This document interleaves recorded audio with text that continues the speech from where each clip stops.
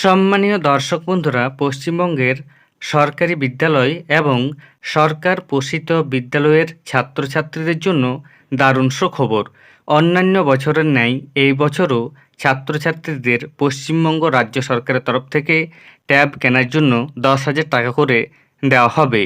এই টাকাটি ছাত্রছাত্রীদের অ্যাকাউন্টে কবে থেকে ক্রেডিট হবে এবং এর পাশাপাশি টাকাটি কারা পাবে সেই সংক্রান্ত সম্পূর্ণ আপডেট রয়েছে এই ভিডিওতে। তাই ভিডিওটি স্কিপ না করে দেখুন এবং চ্যানেলে নতুন হয়ে থাকলে ছোট্ট চ্যানেলটি সাবস্ক্রাইব করে নোটিফিকেশন অল করে রাখতে ভুলবেন না। দেখুন এ বিষয়ে প্রতিবেদনে কি বলা হয়েছে। রাজ্য সরকার তরুণের স্বপ্ন প্রকল্পের আওতায় এবছর 16 লক্ষ পড়ুয়াকে স্মার্টফোন বা ট্যাব কেনার জন্য টাকা দেবে। আগামী 5 সেপ্টেম্বর শিক্ষক দিবসের দিনেই তাদের ব্যাংক অ্যাকাউন্টে 10,000 করে টাকা দেওয়ার প্রক্রিয়া শুরু হবে। ওই দিন থেকেই পড়ুয়াদের ব্যাংক অ্যাকাউন্টে টাকা পাঠানোর কাজ শুরু হবে। রাজ্যের মাধ্যমিক ও উচ্চ মাধ্যমিক স্তরের ছাত্রছাত্রীরা ট্যাব বা মোবাইল ফোন কেনার জন্য টাকা পাবে। এই বছর একাদশ ও দ্বাদশ শ্রেণীর পড়ুয়াদেরই ট্যাব কেনার টাকা দেওয়া হচ্ছে। আগামী বছর থেকে শুধুমাত্র একাদশ শ্রেণীর পড়ুয়াদেরই এই টাকা দেওয়া হবে।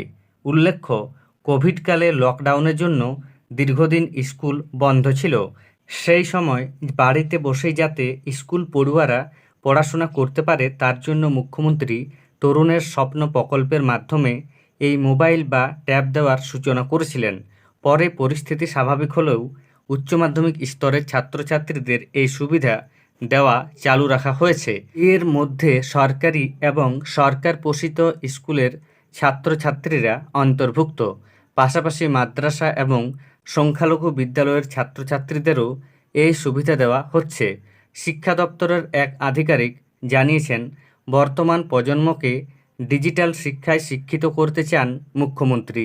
তাই তিনি রাজ্য সরকারের তরফে এই উদ্যোগ চালিয়ে যাওয়ার সিদ্ধান্ত নিয়েছেন।